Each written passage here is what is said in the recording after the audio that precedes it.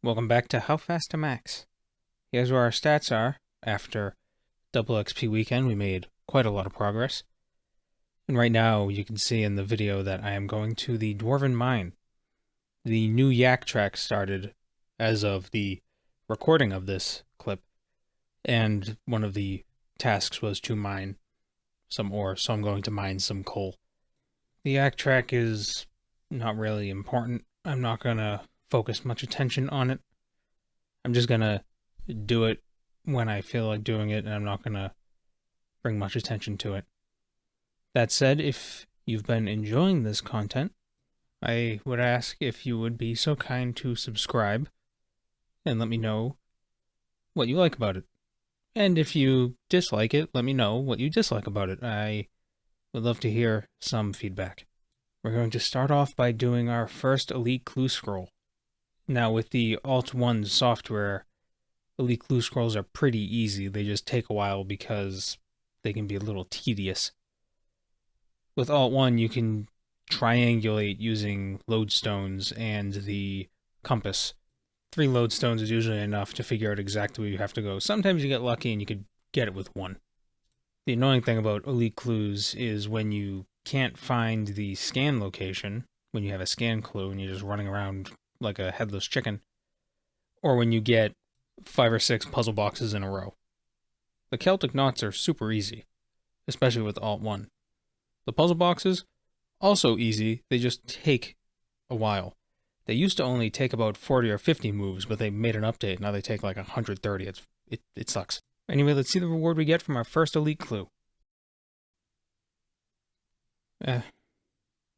Well. What a waste of time. It was the beginning of March when I recorded this clip, so we're going to go check out what the Oyster has this month. What's it going to be? More garbage. We got 75 Dungeoneering, and that means we are one step closer to being able to complete Plague's End and unlocking Prifddinas. One of the requirements for Plague's End is 75 prayer. Now there's this mini-game called Soul Wars. When you win a game, or tie a game, or lose a game, you get some zeal. You can exchange this zeal for various rewards, such as prayer XP. But no one really plays Soul Wars anymore. For good reason, it's kind of a boring game. However, there is a quest which awards us 70 zeal, and we can use that zeal to get some prayer XP. That quest is Nomads Requiem. When this quest first came out, it was the hardest thing imaginable. Nomad was ridiculously difficult. And the decaying avatar you had to fight in the middle of the quest wasn't that easy either. The quest has since become simple. Can you tell that one of these 4 NPCs had a graphical update since this quest first came out? Which one do you think it was? My money is on the archer. The decaying avatar is kind of frustrating, not because he's hard to kill, but because he heals in the middle of the fight if he makes it to these spawning roots. But if you make it to the roots first and destroy them, he doesn't heal. The problem is Runescape's tick system sucks. I don't know how PVMers do it, but reacting to something when you have a built-in 600 millisecond delay is difficult for me. He healed twice. I really have nothing to say. The battle against Nomad was super, super easy. I remember a decade ago you needed to bring Sarah Brews, Super Restore Potions, a Beast of Burden filled with food, and then when the Beast of Burden ran out, you had to dismiss it and then use like a Spirit Kayat or a Nail Beast, and you had to use Ruby Bolts because the guy had so much health. This time around I just used Sharks and some prayer potions. Nomad is defeated, and he will never bother us again. Uh-oh. By completing this quest we get 70 Soul Wars Zeal points, which we immediately spent on prayer XP. We spent 70 Zeal and we got just over 150,000 prayer XP. The extra zeal I have came from a different Soul Wars game I played when it was spotlighted so I can get some more Thaler currency and buy some Slayer VIP tokens. Don't worry about it. Here's another way for us to get some prayer XP. First of all, we want to collect all of these god books from Josic because we need the Saradomin book. We can buy each for 5k after we fill our first book, which we filled our Zamorak book ages ago because it's so cheap. Next, we need to complete the quest One Piercing Note. It does give prayer XP, but not a lot. What we're after is something that comes after the quest, which gives even more prayer XP. Alright, hurry up. You don't want to get stuck on the other side of the gate and then get stabbed through the chest. Oh, you see, you got stuck on the other side of the gate. Well, hopefully you don't get stabbed through the chest. No, you got stabbed through the chest. God damn it. You know, I could spare her life, but when's there going to be another opportunity to kick somebody off of a clock tower? So that quest completed, we can now do two things. One, we can create Illuminated Holy Books, which are better than regular Holy Books, so that's good. But we can also get the Holy Cithara. First, we create the book basically just by using a full Holy Book on the bookmaking stand, and then you press a few buttons, and then you get the new book, and it gives you 10,000 prayer XP, 10,000 crafting XP, and a Holy Book that can be charged with pages to have some special effect depending on the book, and has a +7 damage bonus to all 3 combat styles, and a higher prayer bonus. It's definitely worth getting. With the Ring of Visibility, the Ghost Speak Amulet, and 6 Saradomin items equipped, you can claim the Holy Cithara, and the ghost of Lady Elspeth will speak to you, and grant you 50,000 prayer XP. You'd be surprised how difficult it actually is to get 6 Saradomin items on an Iron Man. We're here at the Wilderness Altar with some bones because we just need a little bit more XP to get to 75 prayer.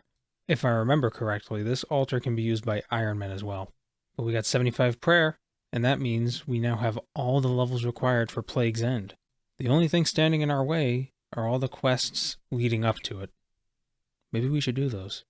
Making history. This is a requirement for Plague's End. I didn't know that. I thought it was weird, but at the end of the quest you have to go bring something to King Lathis, and spoiler, after Plague's End you can't bring anything to King Lathis anymore. So they probably just want to preserve the continuity. Not like they care about continuity anymore, but when they came out with Plague's End, I guess they cared about continuity, at least a little bit. If Plague's End were released today, anyone can do it at any level with any quests done. It'd be stupid. This is definitely an easy quest if you have all the teleports necessary to get around RuneScape. You definitely want to use a Traveler's Necklace because it makes getting to the outpost much quicker. This isn't a requirement for Plague's End, but I figure we get it out of the way since we're here. Meeting History is the sequel to Making History, and you get to travel through time. Who are you? Where did you come from? I was just outside this castle. Ardoin Castle? I don't think there are any castles around here. We knew how it was pronounced in 2008. There is no debate. Oh, who's this person? An elf? Hello, Ned. I wonder if they'll be important in the future. Alright, quest done. Moving on. Morning's End Part 1. I never had trouble with the bazooka part of this quest, until now. I don't remember the bazooka being this narrow. And when you open up and go to fire the bazooka, it rotates your character so you have no idea what you're looking at. And of course, I missed with one of the frogs. More than once. So I had to go back to Uglog, or wherever the hell that swamp is, whatever the swamp is named, Feldip Hills, and get new frogs. See, this thing, it won't move. I'm clicking the buttons, but it won't move. This quest is worse than Part 2. Yeah, Morning's End Part 2 ain't that bad. Fight me. Your stupid sheep quest is done, you elf bastards. We can get a new reward from May's quest caravan. Oh, I'm so excited. What's it gonna be? We got ourselves 1 mil and a red dragon mask. That's a fortune component. Easy money. Do your quests. It's worth it. Morning's End Part 2. It is quite the infamous quest, and people love to hate it. It's actually not that bad, and it doesn't take that long. This is when I started it, 5:25 game time. We're going to see what time it is when I finish the quest. And I'll prove that if you follow the quest guide, the quest isn't as bad as people say it is. This quest sucks. We didn't need to worry about collecting the items to get the Death Talisman. However, if you're an Iron Man, you need to collect the items to get the Death Talisman. There's no other way of getting it. So, when you leave, make sure you rotate the mirrors so you can get back in without having to redo the entire puzzle again. It's never happened to me, but I'm pretty sure that means you have to do the whole quest over. We finished Morning's End Part 2, got 20,000 Agility XP, which isn't a lot considering the requirements to do this quest. But remember, we started this quest at 5:25 game time. So place your bets. How long did it take for us to complete this quest? It is 6:05 game time. It took 40 minutes to do this quest. This quest isn't as bad. This quest took less time than one small favor. I like Within the Light because it has light puzzles that aren't as annoying as Morning End Part 2's light puzzles. Even though Morning's End Part 2 isn't that bad, the light puzzle sucks. This quest also requires us to go back to the Temple of Light, which means we have to rotate this mirror several times. If you're an Iron Man, make sure you rotate it correctly and don't teleport out, otherwise you have to do Morning's End Part 2 all over again to do Within the Light. Be careful. Although I guess if you put the Death Talisman in your Wicked Hood, you could teleport to the altar. I'm not sure if that's true. I don't know which quest you have to do to unlock that ability, so don't risk it. I know I wouldn't. I don't know where we are, but this place looks super cozy. I'd love to bring a book here and just sit around and read. You know, the place is compact without feeling claustrophobic. It looks warm, but it doesn't look hot. I like it. Within the Light is completed, not to be confused with The Light Within, which is a quest that comes later. But this means there's only one quest standing between us and Prifddinas. That's right. Time to do Plague's End. It's a simple quest, really. The idea is to find all of the elf clan leaders and get them together so they can rebuild Prifddinas from its former crystal seed state. Because Prifddinas wasn't destroyed, it was just turned into a seed. Of course, we need to find the clan leaders, and we have to deal with the Iorwerth clan and their Dark Lord. Well, here's Prifddinas. It's not as cracked up as we thought it'd be. This is for making me use that goddamn sheep bazooka. Alright, so King Lathas's plan was uncovered. He's been working with the Iorwerth elves, and we kill King Lathas. How many kings have we killed so far? We kill a lot of kings. We built a statue, and it turns out this elf in Letia, or Letua, I think that's how you pronounce it, is Lady Ithel. We tell her that we're gathering up all the clan leaders, and we send her on her way. Lady Traherne has some robots defending her, but we dispatch them because nobody builds anything worthwhile these days. Planned obsolescence. It is a problem. Regardless, we wake her up and we tell her the plan, and she heads off to help rebuild Prifddinas. Lord Amlot is a furry, and he wanted to live the rest of his days as a summoning familiar, but we are not letting him. He is needed for something else. Go to Prifddinas, you elk. What is the botanical version of a furry? Because that's what Lord Cruis is. He's a tree. By the way, we tell him that we need his help, and he heads off to Prifddinas. Anyone who makes tetracompasses through archaeology knows how annoying this path is, and you pray this isn't the tetracompass piece you get. We're going to find Lady Heffen. She's at the far end of the swamps. She's role-playing as a hermit, but she can't trick us, and we tell her to get to Prifddinas. Lady Mylere requires a potion in Demonheim to find. A portal opens up, and we tell her to get going. This final fight doesn't really have much to talk about. I did die once, actually, because I was trying to reach the next checkpoint. Every time you complete a section of this fight, you reach a checkpoint, and then if you leave and come back, it starts you at that checkpoint again. So I was trying to reach that checkpoint, I didn't have any food left, and I got killed. I'm a bit greedy. This is why I don't make a hardcore Iron Man. I would die almost immediately, because I am not careful whatsoever. And Plague's End is completed. We can go to Prifddinas. Prifddinas, home of the Max Guild, which is the ultimate goal for this account, and most accounts. So many opportunities here. There's the Max Guild right there. So much potential, so many options, so much we can do while we're here. So much wonder, so much excitement. I'm gonna AFK these harps for a bit. Oh, it's like magic. I have 10,000 harmonic dust now. I was AFKing those harps for a good, maybe 12 hours, just playing other games. I wanted to play some Civ, and I wanted to play some World of Warcraft. And I also got a better piece of mobile technology that is not iOS, so I was able to do some of the harps on mobile. So, now we have a bunch of harmonic dust for making crystal tools. Pickaxes, hatchets, mattocks, and the teleport crystal. The infinite teleport crystal. So we can get around Prifddinas with ease. I don't think I'm going to make it just yet, because I don't really need it right now. But when I start doing elf thieving, I'll definitely want it. But for now, we're just going to let the harmonic dust sit in our bank and see which crystal thing we want to make first. I don't know what. It might be a crystal pickaxe. I'm not sure. We'll figure it out when that time comes. With the excitement of unlocking Prifddinas having worn off by now, I went to the Runespan to train Runecrafting because it is one of the only skills we have that's kind of low. I mean, Invention's technically the lowest skill we have, and Archaeology is pretty low too, but Runecrafting sucks to train, so I want to get that out of the way. I want to get it to 70. We've gotten it to 70. It didn't take very long. Again, mostly AFKing while playing another game. I was playing Civ 6. I've been playing a lot of Civ 6 lately. It's very fun. It takes a long time to complete a game. So, you have RuneScape on one screen and Civ on the other screen, and since Civ is turn-based, you can take a second and stop there, and then update RuneScape to make sure you don't log out. And I want to do more archaeology.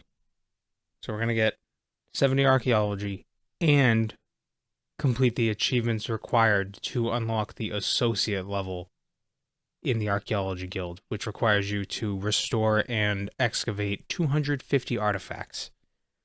That takes quite some time. But right now we want to finish the Dagon by mystery, because we have to complete 10 mysteries as well to get that achievement completed. And to complete the Dagon by mystery, we need to get a Chaos Star. And to get a Chaos Star, we need to go through the Infernal Source Hellscape. And we need 68 archaeology so we can get the Chaos Star. So we're going to finish some collections and get a good bit of archaeology XP. I excavated and restored rather, about 12 Zarosian 1 collections. And the fortunate thing is that since we're not an Iron Man, we can buy the materials needed to restore them. Cost a couple mil. But we have a nice set of artifacts, and we trade them into this guy. We get a bunch of chronouts, which are worth a bit, but we're going to use them. But we get a bunch of pylon batteries, which we can exchange for more archaeology XP. By exchanging the batteries, we got 69 archaeology. It's not bad. We excavated a Chaos Star, finished the Contract Clause mystery, and we came to this Calgarian demon and decided to free him because that's never a bad idea. Turns out he's a nice demon, and with him freed, we can now create binding contracts and kill demons and bind them to our will. Once we got 70 archaeology, we were able to rank up in the Archaeology Guild and become an associate.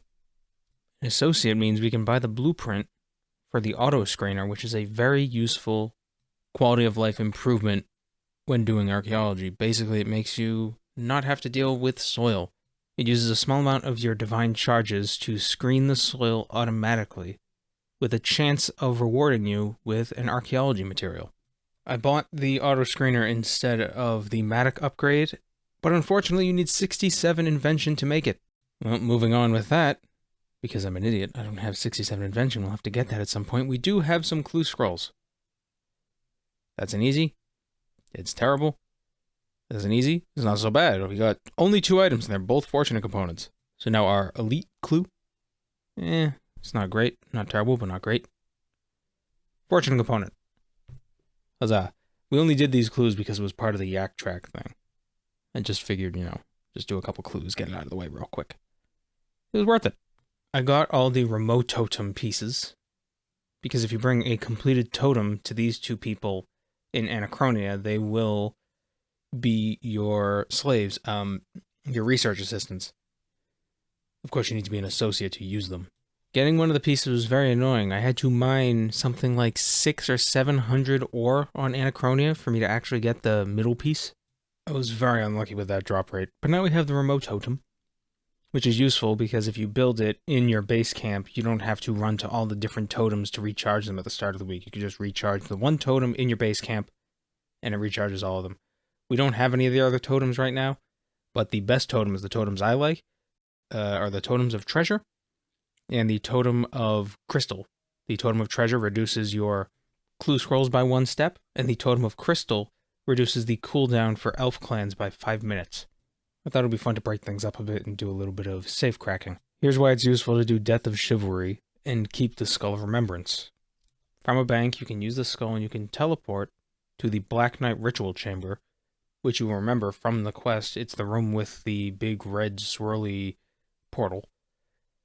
And in here, if you go down the stairs and you go slightly southwest, there are 2 safes for you to crack. It is probably the fastest way to get to these 2 safes. And you don't need a disguise to get in here. We ran around Asgarnia cracking safes, and we got 83 thieving, which means we can move on to Kandarin safes. But we're not going to do that right now. We'll save it for later. The Shades of Morton. We did this quest a long time ago, but we never did anything with the temple. So what you can do is you can get olive oil, repair the temple, get your sanctity up, and bless the oil into sacred oil. Use the sacred oil on some sort of log. The amount of doses you need depends on the log. Use the pyre logs to create pyres to sacrifice what's meant to be shade remains, but you can also sacrifice Vire bodies in Paterdomus. If you sacrifice 500 bodies, you maximize the damage your blisterwood weapons do. For every body you sacrifice, you also get a special key that can give you a nice reward when you open up one of the columbarium, cabinets. I don't know what you'd call them. It's kind of like grave robbing, but with extra steps. We don't have 500 bodies just yet. We have about 200. But every 50 bodies you burn, your weaponry is upgraded a little bit. So I figured burn about 200 of them, get a stronger weapon, and use that stronger weapon to collect more bodies. Easy. I alked the salvage that I got from these keys, but this is from 124 Vires burned. It's pretty good. Those blood talismans are worth a lot more than I expected them to be. The reason why the Sun Spear is so popular is because it burns the bodies immediately, giving you prayer and fire-making XP, and also giving you a 20% chance to get loot from the shiny columbarium keys. And you can increase this rate by wearing a special ring. It's a silver topaz ring, but nobody really uses that anyway. It's not worth it. The cheapest melee Barrow set was Varix, so I bought the full set because I was pretty sure there was an achievement to wear the entire set to the Barrows minigame, that area. So I put on the whole armor set, I teleported to Barrows, and it turns out they changed the achievement. At one point you needed to wear a full set, a full matching set. So, full Varix, full Torags, full Guthans, what have you. Turns out you only need 1 item now. I remember being here for hours on my Iron Man, so I could do the hard Mauritania diary. It's easier now, I guess. So, we're going to sell the helmet and the weapon and augment the plate body and plate legs, just so we can get a bit more invention XP. We also got scavenging 2.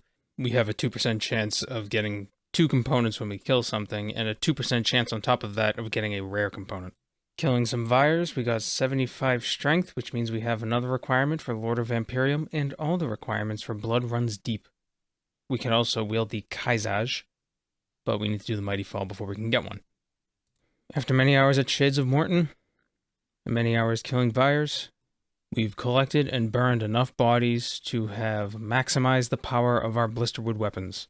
So I think this is why gilded armor doesn't give fortune components. You can get gilded pieces from these columbarium keys. That would mean that fortune components are farmable without doing clue scrolls, and I guess Jagex wanted to keep fortune components to clue scrolls. I would argue they should just remove these gilded pieces from this drop table, but maybe they have a good reason not to. 75 defense while killing living rock creatures. It's not a good task, but 75 defense means we have 1 more requirement done for Lord of Vampirium. We're that much closer to unlocking the Sun Spear. I had some crystal keys flying around, so I decided to gamble a bit and open up the crystal chest in Privdinis. Got some crystal blossoms. I actually think now that you can bank from the crystal chest, it may be worthwhile to do this, buying keys and opening the chest, because sometimes the chest is worth significantly more than a key. It would be nice to test this out. The salvage, obviously you get crappy rolls like that with torstal seeds or whatever. But the salvage usually alks for more than the key does. And you get key pieces from the keys, so you can get stuck in an almost infinite loop. I wonder if you can get a loop and a tooth half from 1 chest. Because if you can, there is a non-zero probability of you being able to get stuck in an infinite loop of chest opening. It's a very slim chance, but not zero. Okay, so what are we doing? I wanted to do the Seer's Diary, and the Seer's Diary requires us to talk to one of these archery guild people when we have 1,000 archery tickets. You can buy archery tickets, but no one sells them. So we have to get them ourselves, doing the bullseye targeting practice minigame. It's tedious, but it's easy. One of the requirements for the achievement diary is to talk to Thormac about enchanting a staff into a mystic staff, which means we have to do Scorpion Catcher. Should have done this quest ages ago. There's one Scorpion in the Barbarian Outpost, another Scorpion in the Edgeville Monastery, another Scorpion in the Taverley Dungeon, which is very easy to get to if you have 80 agility, which we do. And that's the quest. We can collect the Seer's Headband 2 from this little dwarf named Stankers at the Seer's Coltrux. I can't remember exactly why we did this, because the Seer's Headband 2 isn't that great. We get 10 extra XP from cutting maple logs, and we can use the spinning wheel a bit faster, but we never do that anyway. We have a slightly better light source, and we get some free flax from Jeffrey, and the coal trucks will hold more coal, but again, we never do this anyway. So, yeah. The Wilderness Diaries are a lot better than the Seer's ones, mostly because they came out much more recently, so the rewards are better tuned to the modern RuneScaper.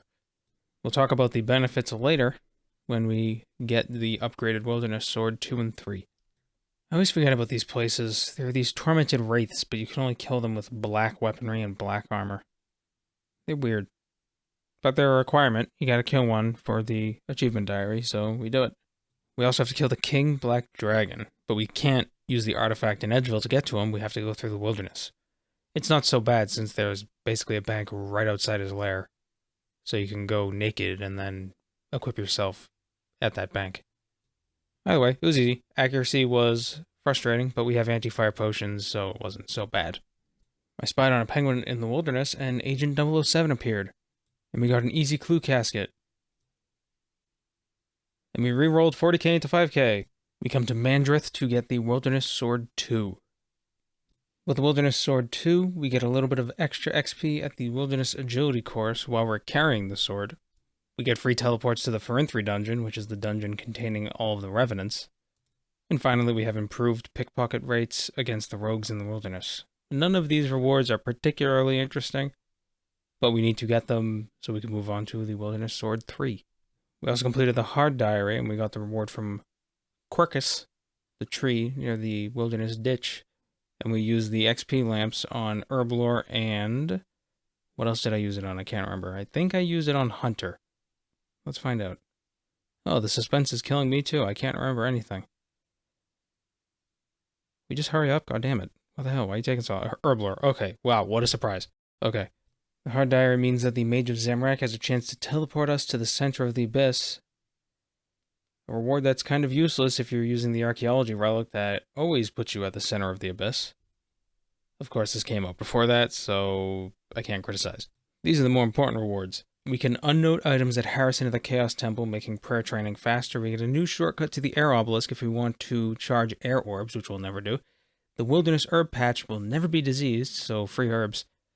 We can choose the arrival destination of the ancient obelisks. Now, this will be very useful for when we train thieving in the wilderness. When we do safe cracking, that'll come later. And teleporting to the Wilderness Lodestone is always a quick teleport and will not use our Viswax. Whew. A very useful task set to get done, and it gives you 277,000 XP lamps. Absolutely worth doing as soon as you can. At the Charm Sprites, I got 76 Hunter. Now we have all the levels required to do Lord of Vampirium. But we're not going to do it just yet. We're going to do some Dungeoneering sagas, the Fremennik sagas, because we want the Strength XP and the Dungeoneering XP. Piece of advice, when you do these sagas, follow the quest guide to a T. You don't want to mess up slightly and not get a 100% score, because then you have to do the quest again so you can get the unabridged reward. The sagas are tedious and slow. Get them done the first time around. Nadir follows around Lucian's daughter Moya. Make sure you turn your sound on while you're doing this quest, because otherwise this part of the quest, we have to hunt for the memories, would be damn near impossible. Listen for the correct sound, the wah, wah, wah, wah, and that's when you know to click. If you do this wrong, every single time this little thing shows up, you will not get the unabridged reward, so make sure you turn your sound on. Fortunately, we 100%ed it the first time around, and don't have to do it again. Never again. The unabridged version of Thok Your Block Off gives you 105,000 strength XP. It's ridiculous. Let's do it. Oh, Thok, you're so silly and stupid. What an endearing character. We all love you. 100% completion, unabridged reward, 105,000 strength XP, and that means we now have all the levels for King of the Dwarves, which is the quest we need to do to get the golden mining outfit and the Imcando pickaxe, so we can upgrade to the Pickaxe of Earth and Song at some point far in the future. We'll definitely want to do this quest and get the golden mining outfit before we get back to mining. Where the hell are we now? This is the Anima Islands minigame. After the Tuska event concluded, however many years ago, I think back in 2015, this minigame was added to the game so you could still get some of the rewards from the world event. Rewards such as the Devotion ability, the Sacrifice ability, the Tuska's Wrath ability, the Tuska God Armor, or the Tuska Priest set, whatever, the War Priest set, that's what it's called. It's a bit tedious, this minigame, but it's easy. It takes about 20 minutes per game, and you can get a maximum of 1,000 points per game. So to get Tuska's Wrath, you need to do at least 4 games, which takes about 80 minutes. Look at that math. But I wanted to get Devotion. However, some of those abilities, such as Devotion, Sacrifice, and Transfigure, drop from God Wars Dungeon 1. Both the bosses and enemies in the dungeon, specific enemies. Aviancy drop the abilities. So perhaps instead of using our points from this minigame on things we can get from God Wars Dungeon 1, we should just go to God Wars Dungeon 1 and kill enemies there. Save the points from this to get Tuska's Wrath instead of buying Devotion and Sacrifice. But there are a few steps we have to do first. We're going to complete the quest Song of the Depths. This is the quest that introduced the Queen Black Dragon. Now, why are we doing this? What a strange thing. It will all become clear soon. So we finished the quest. We went back into the little dungeon area because there's some free Constitution XP you can claim if you have a certain Constitution level. I believe it's 80 for the maximum XP, the higher amount of XP that you get. Then we bought all the pieces to the Royal Crossbow. It cost us about 300k. We went to Thurgo, and we had him forge a Royal Crossbow. We went to fight the Queen Black Dragon. We didn't die the first time, totally not. But we went to fight her, and we brandished the Royal Crossbow so that we can have a fully functioning Royal Crossbow and use it to kill stuff. We have a tier 80 weapon, finally. Tier 80 weapon. And it's a crossbow, which means we can use back criminal bolts with it. We don't. But the meta says we should use crossbows, so the crossbows are better, right? I have to follow the path of the min-maxers, because I'm definitely doing high-end PVM. It's important. Longbows and bows suck because Telos. Enrage. Mechanics. Yeah. Crossbows. And now we have a crossbow to kill Aviancy. We could have used a bow, but I wanted to get a royal crossbow anyway because it's a good weapon compared to our crystal bow. It's good to have a tier 80 weapon. At 80 kill count, we got the sacrifice ability, which was much faster than I anticipated. I thought we were going to be going dry for hundreds of kills. I was ready to leave. And then would you believe it, about 100 kills later, we got the devotion ability. Isn't that great? Less than 200 kills and we got 2 abilities. We're not sticking around for Transfigure because I don't give a damn about Transfigure right now. Now we have 4,000 reward currency from the Anima Islands and we can buy Tuska's Wrath. The useful thing about Tuska's Wrath is it does a base amount of damage if you're not on a Slayer task, but if you're on a Slayer task, it does 10,000 times your Slayer level as damage. Of course it has a 2-minute cooldown, but it's still a nice beefy hit, especially if you're killing elite Slayer creatures, or if you spawn a superior Slayer monster. Going through this footage, I've realized how ridiculous it is that I basically skipped probably 20 hours worth of dungeoneering just to get this one clip. I got 86 dungeoneering so I could get enough tokens to fully upgrade one of the roles on our ring. I talked about this before, but basically I wanted to get this fully upgraded because we get a free reset, so we can reset the entire ring and get a bunch of those tokens back and then spend the tokens on other stuff. The reason why we want a fully upgraded ring is because that's an achievement in the hard Demonheim tasks. It is definitely a roadblock for everything. Here's the problem. The task is to wear a ring with a fully upgraded role. This whole time, I didn't have that role activated.